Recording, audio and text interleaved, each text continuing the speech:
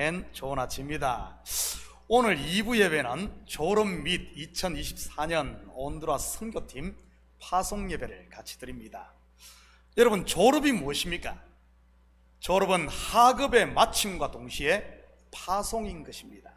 특히 최종 학력인 대학이나 대학원을 마치는 경우에는 더더욱 말이지요. 물론 초등학교나 중고등학교는 다음 단계로의 도약인 것이고요. 그렇다면 선교는 뭐죠? 이 또한 파송인 것입니다. 그런 면에서 보면 졸업과 선교는 이 의미가 서로 상통함을 볼 수가 있습니다. 오늘 우리 교회 어린이 주일학교를 졸업하고 중학교로 올라가는 학생이 2명, 고등학교를 졸업하고 대학교로 간 학생이 3명, 그리고 대학을 졸업하고 사회로 진출하는 학생이 1명 있습니다. 그리고 이번에 온두라스로 파송되는 단기 선교사가 24명이고요. 제가 지난번에도 말씀드렸듯이 선교는 보내는 것도 선교요, 가는 것도 선교인 것입니다. 우리는 오늘 이 거룩한 사명을 감당하고 있는 것이고요. 교회 차원에서 처음 선교사를 파송한 교회가 성경의 어떤 교회입니까? 안디옥 교회입니다. 물론 이 안디옥은 수리아 지역에 있는 안디옥이고요. 먼저 안디옥 교회가 어떻게 세워졌는지 볼까요? 사도행전 11장 19절에서 21절입니다. 그때의 스데반의 일로 일어난 환란으로 말미암아 흩어진 자들이 베니게와 구브로와 안디옥까지 이르러 유대인들에게만 말씀을 전하는데, 그 중에 구브로와 구레네 몇 사람이 안디옥에 이르러 헬라인에게도 말하여 주 예수를 전파하니 주의 손이 그들과 함께 하심에 수많은 사람들이 믿고 주께 돌아오더라. 스데반의 일로 그랬는데, 이거는 스데반의 순교를 말하는 것입니다. 스데반을 돌로 쳐 죽이는데 제일 앞장을 섰던 사람이 누구입니까? 다름 아닌 사울이라 불리는 바울입니다. 그 일이 계기가 되어 예루살렘 교회에 엄청난 박해가 시작되었고요. 사람이 피를 보면 그렇지 않습니까? 그냥 확 돌아버리는 건 말이지. 가끔 전쟁 영화들을 보면 그런 장면이 나오지 않습니까? 총알이 무서워 벙커에 얼굴도 못 내밀고 총질하던 겁쟁이들이 옆에서 전우가 죽는 것을 보면 그냥 람보가 되고 코만도가 되는 건 말이지.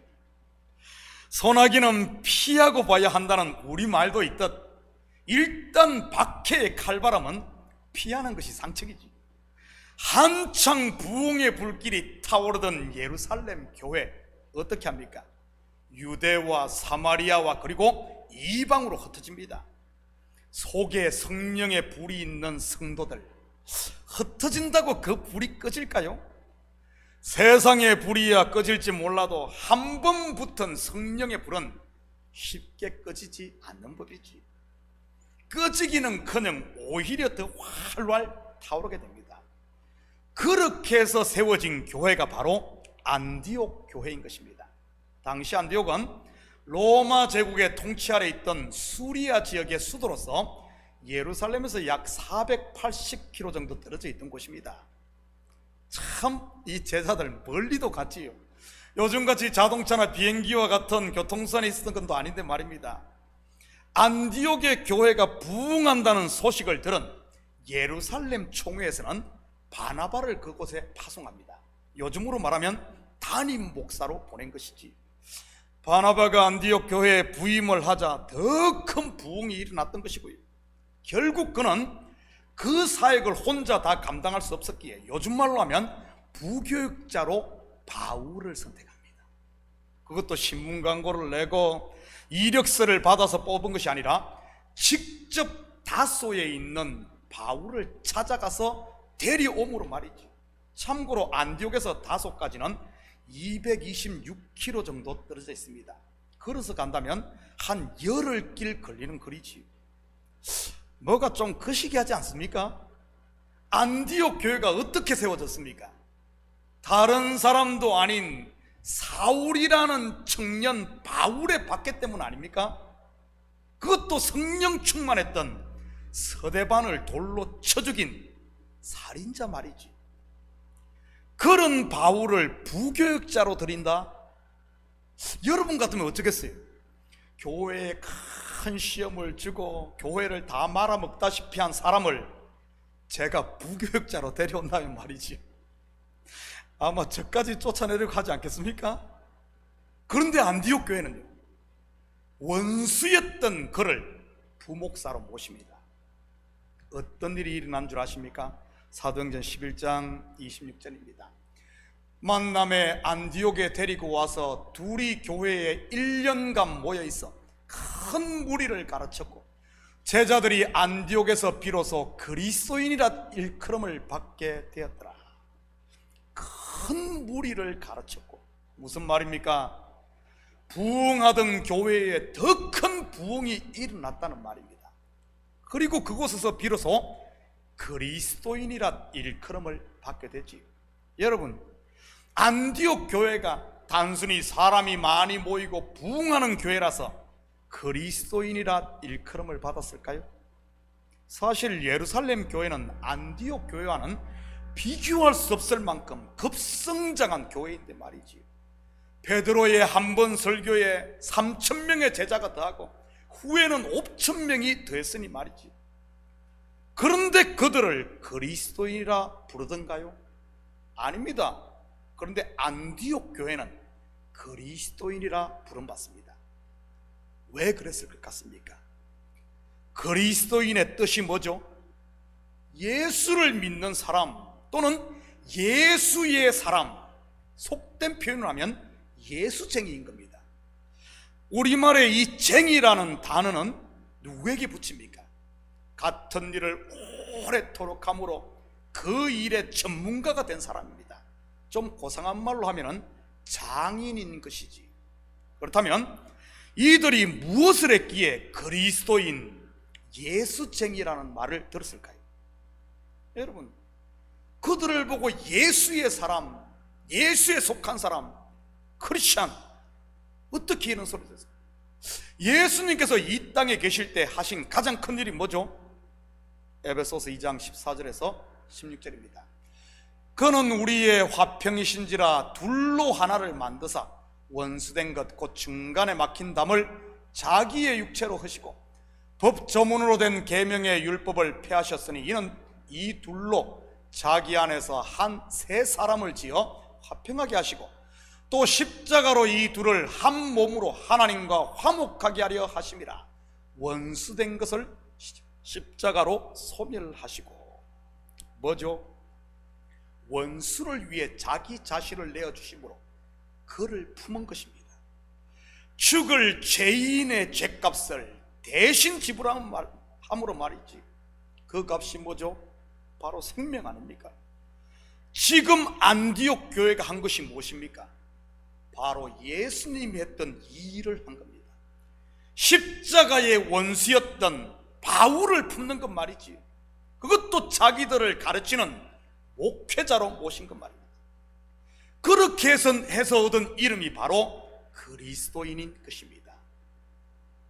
여러분은 그리스도인입니까? 저는 우리 참교회가 그리스도인이라 불릴 수 있기를 축복합니다. 안 믿는 사람이나 똑같네, 또는 세상 사람보다도 못한 애가 아니라 말이지.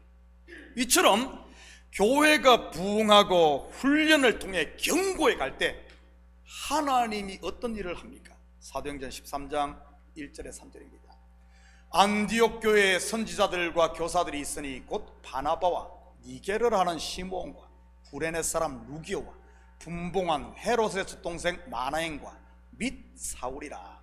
주를 섬겨 금식할 때 성령이 이르시되 내가 불러 시키는 일을 위하여 바나바와 사울을 따로 세우라니 이에 금식하며 기도하고 두 사람에게 안수하여 보내니. 교회 부흥의 주역이었던 두 사람, 바나바와 바울, 두 기둥을 거기서 빼냅니다. 이 일을 하시는 분이 누구죠? 바로 성령 하나님입니다. 물론 교회는 그 성령의 일하심에 온전히 순종했던 것이고요. 여러분 한번 상상해 보시기 바랍니다. 새로운 목사님이 오셔서 교회가 엄청 부흥을 하고 모두가 행복해하며 으쌰으쌰 하는데 어느 날 갑자기 목사님이 선교직 간다고 사임한다면 말이지, 목사님 바지가랑이라도 잡고 못 가게 말리지 않겠어요? 여기서 우리는 안디옥 교회와 예루살렘 교회를 한번 비교해 볼 필요가 있을 것 같습니다. 예루살렘 교회 또한 엄청난 부흥을 맛보았던 교회입니다. 그런데 그들은 어떻게 했습니까? 사람들이 모이자 물질이 늘어났습니다. 땅을 팔아 바치는 사람들까지 있었으니 말이지. 그러자 사도들이 어떻게 합니까? 처음에는 그것 처리하기 바빴습니다. 다시 말해 사도의 사명을 망각하고 요즘으로 말하면 관리 행정하기에 바빴다는 말입니다. 그러자 나타난 현상이 분쟁이었던 것이고요, 다른 것도 아닌 선한 일, 바로 구제하는 일로 분쟁이 생겼던 것이지. 그리고 세운 것이 7 집사 아닙니까? 그리고는 사도 본연의 사명인 기도하는 것과 말씀 전하는 일에 전무하게 됐고요. 여러분, 사도가 뭐죠? 사도세자 아니에요? 사도가 뭐죠? 헬라어로 아포스톨로스, 즉 보냄받은 자라는 뜻입니다. 그렇다면 이들이 보냄받은 곳이 어디입니까? 이 사도들이 보냄받은 곳이 어디예요? 사도행전 1장 8절입니다.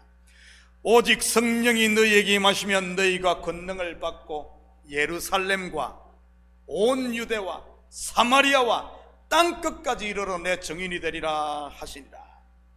예루살렘, 온 유대, 사마리아, 그리고 땅끝입니다. 그런데 지금 사도들은 어디에만 머물고 있습니까?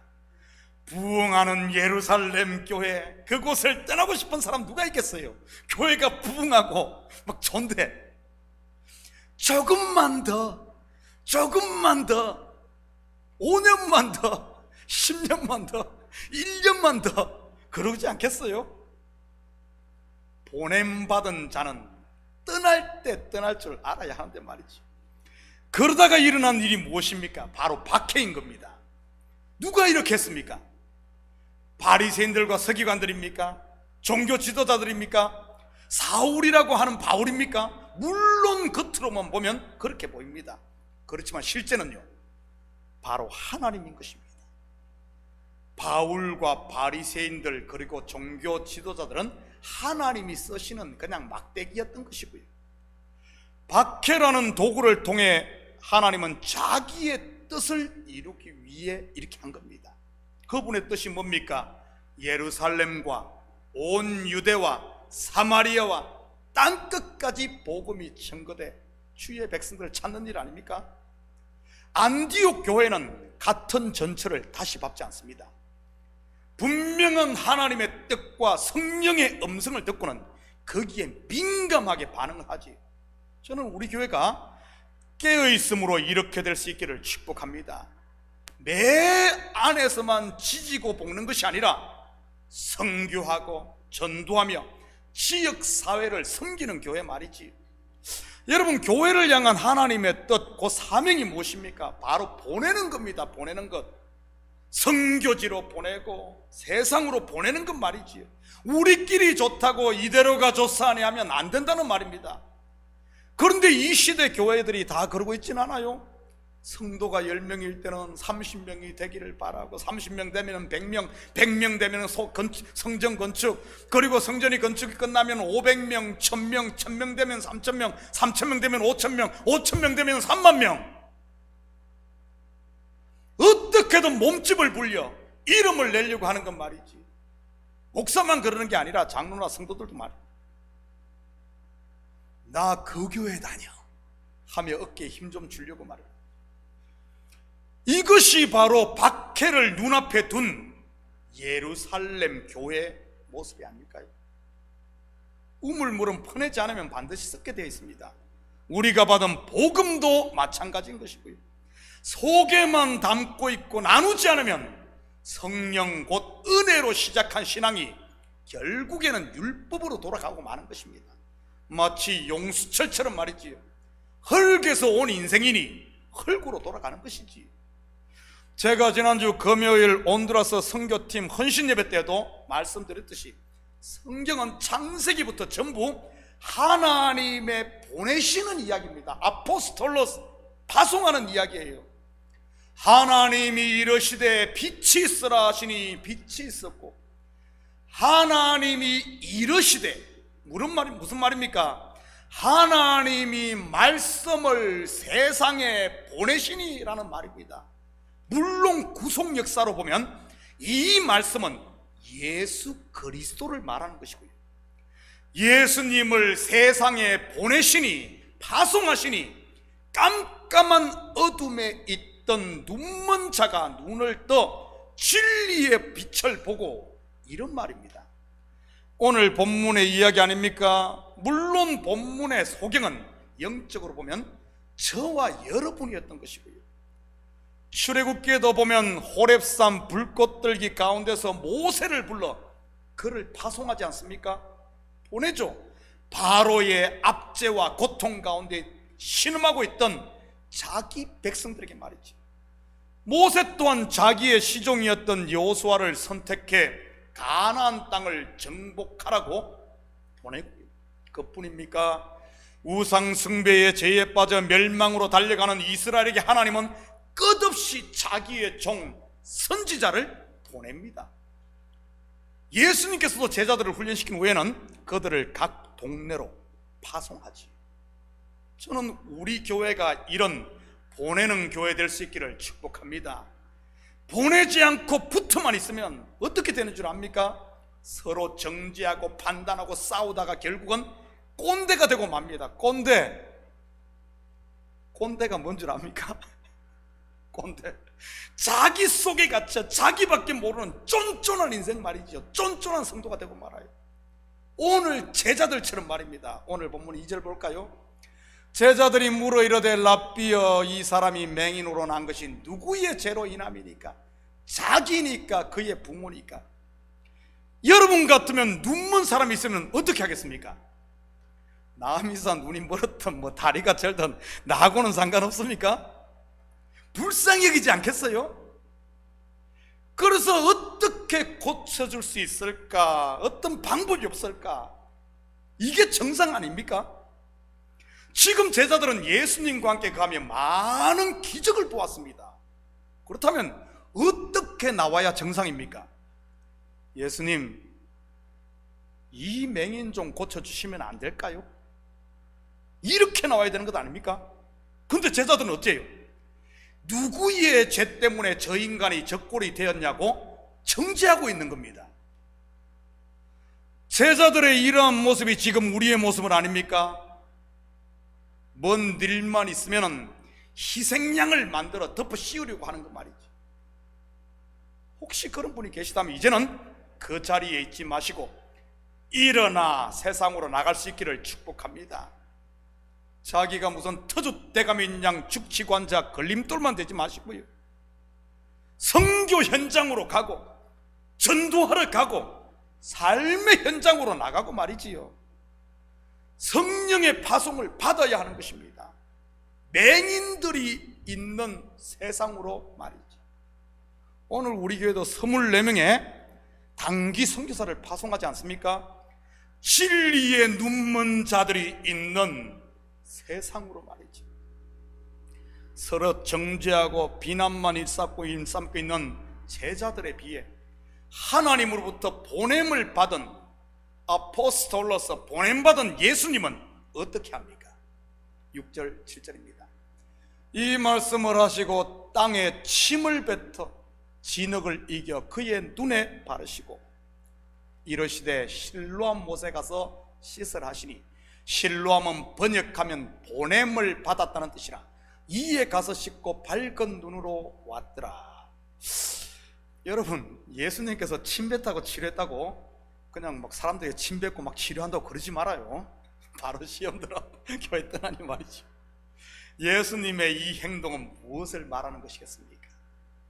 여러분, 침이 어디로부터 나옵니까? 입으로부터 나옵니다. 그렇다면 침은 무엇으로 되어 있죠? 물입니다. 물론 성경에서 물은 말씀을 상징하는 것입니다. 다시 말해 예수님의 이 모습은 정확하게 창세기 1장의 모습인 것입니다. 하나님이 이르시되, 하나님이 말씀하시되 말이지. 침을 뱉어 진흙을 이기네요. 지금 무엇을 하는 행동입니까? 창세기 2장 7절입니다. 여호와 하나님이 땅의 흙으로 사람을 지으시고 생기를 그 코에 불어넣으시니 사람이 생명이 된지라. 바로 흙이요 먼지인 아담, 곧 저와 여러분을 재창조하는 모습인 겁니다. 알고 보면 여기에 계신 저와 여러분이 다 이렇게 재창조되어 하나님의 자녀가 된 것이고요. 그리고 어떻게 하죠? 그 진흙을 이겨 눈에 발라 실로암 못에 가 씻으라고 합니다. 실로암의 뜻이 뭐죠? 보냄을 받았다. 이 보냄받은 자가 누구입니까? 바로 예수 그리스도인 겁니다. 하나님으로부터 보냄받은 자. 즉 실로암 못에 가 씻으라는 말은 예수 그리스도의 보혈의 피로 씻으라는 의미로 그분을 주로 영접하라는 이런 말인 것입니다. 그럴 때 어떤 일이 일어납니까? 눈이 뜨이게 됩니다. 영적으로 말하면 진리의 눈이 열린 것이지. 사도 바울도 다메섹 도상에서 예수의 빛을 보고 율법의 비늘이 벗겨지고 율법의 눈이 감겨지고 진리의 눈이 열렸듯이 말이지. 소경의 눈에는 뭐만 보이겠습니까? 여러분, 소경의 눈에 뭐만 보여요? 아무것도 안 보입니까? 그렇다면 한번 테스트 한번 해봅시다. 여러분 다 한번 눈을 감아 보시기 바랍니다. 꽉 눈을 감아봐요. 뭐가 보이죠? 아무것도 안 보이는 것이 아니라 뭐가 보이죠? 어둠만 보이잖아요. 어둠만, 깜깜한 어둠만 보이잖아요. 우리 CCM 노래 가사에도 있지 않습니까? 내 눈에는 오직 밤이었어. 실롬이라는 이 노래 참 대학 시절에 참 많이 불렀어요. 캠퍼스에서 막 기타 치면서 전도하면서 말이지. 제가 예수 믿고 제일 좋아했던 CCM도 CCM 18번도 이 실로암입니다. 내 눈에는 오직 밤이었어. 혹시 여러분 가운데 아직도 어둠만 보이는 분 계십니까? 깜깜한 밤인 분 말이지요. 어둠만 보이는 분. 다른 사람의 허물, 교회의 허물, 세상의 허물 말입니다. 밝은 면 곧 빛은 안 보이고 오직 그 부정적이고 그늘진 부분, 10개 종가하더라도 한 가지 뭐 좀 실수하면 그것만 보이는 분. 그러면 어떻게 되겠어요? 이 마음이 성불사의 밤이 되고 마는 것이지요. 왜냐하면 눈은 마음의 등불 아닙니까? 이 눈이 어두우니 마음이 어두워지죠. 마음이 어두워지는 것입니다. 더 마음이 어두워져. 그러다고 결국은 어떻게 됩니까? 마음도 눈도 귀도 다 감겨버리는 소경이 되고 마는 것입니다. 그런데 보냄을 받은 실로암 예수 그리스도 안에서 눈을 뜬 성도들은 빛을 보게 됩니다. 사랑의 빛, 은혜의 빛, 감사의 빛. 그러니 이 마음이 빛으로 가득 채워지는 것이지. 이렇게 빛을 보게 된 맹인 어떻게 됩니까? 그 또한 보냄을 받습니다. 어디로요? 맹인들이 사는 맹인촌으로 말이죠. 바로 스스로 의인 노릇하고 있는 바리새인들에게로 말입니다. 그의 고백이 무엇인지 볼까요? 요한복음 9장 25절입니다. 대답하되 그가 죄인인지 내가 알지 못하나 한 가지 아는 것은 그는 지금 뭘 보고 있습니까? 빛을 보고 있는 겁니다. 어둠 보지 않고. 그가 죄인인지 그건 나 상관없다. 나는 지금 빛을 보겠다. 한 가지 아는 것은 내가 맹인으로 있다가 지금 보는 그것입니다. 어둠 가운데 맹인으로 있던 바리새인들, 어떻게든 자기들의 눈먼 것을 숨기기 위해 안간힘을 씁니다. 눈을 뜬 맹인에게 예수가 죄인이라고 계속해서 우기면서 말이지. 그런데 그게 통하겠어요? 다른 사람도 아닌 눈을 뜨고 빛을 본 사람에게 말이지. 진리를 아는 사람에게 아무리 거짓말을 바가지로 갖다 붙는다고 통하겠습니까? 어림도 없는 일입니다. 그러면 그럴수록 자기의 어둠, 곧 거짓만 더 드러날 뿐이지. 물론 진리에 눈뜨지 못한 뭐 소경들에게야 통할지 모르겠지만 말입니다. 한 가지 아는 것은 내가 맹인으로 있다가 지금 보는 그것이니다. 무슨 말입니까? 너희가 무슨 가문이슬로 나를 설득해도 소용없다는 말입니다. 나는 빛을 보기. 왜냐하면 그는 분명하게 보기 때문에. 다시 말해 그 속에 빛이 이미 들어와 있다는 뜻입니다.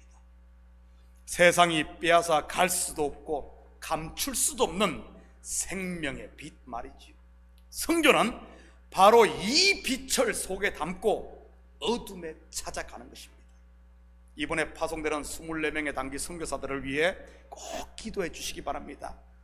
이 빛을 말 아래 두지 않고 등경 위에 둘 수 있도록 말이지. 그래서 어둠 가운데 있는 주의 백성이 이 빛을 보고 주께 나와 참 빛을 만날 수 있게 말입니다.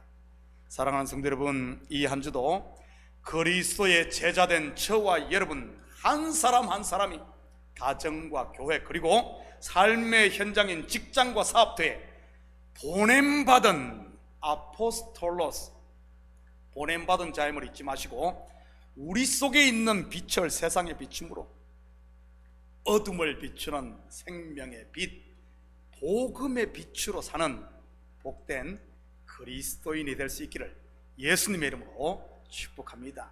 같이 기도하십시다. 사랑의 아버지 하나님, 참으로 감사를 드립니다.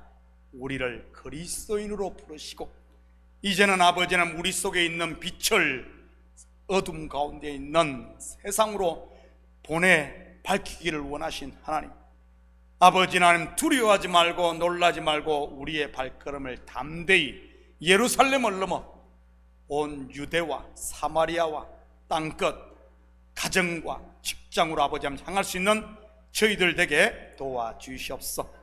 우리 교회가 아버지 하나님 주님의 아버지 하나님 뜻에 순종하여 또 선교사들을 파송하오니 여호와여 이들에게 능력 주시고 은혜 주시고 담대함 다해 주셔서 맡은 반 사명 잘 감당하는 저희들 되게 하시고 주님이 아버지 하나님 가는 곳마다 동행하여 주시옵소서. 우리 온 성도들 아버지 하나님 한마음 한뜻으로 보내는 자나 아버지 하나님 가는 자나 한마음으로 이 일을 위해 기도함으로 말미암아 교회로서의 사명을 잘 감당하여 우리 교회가 그리스도인이라 칭함받는 이런 교회 되게 도와주시옵소서.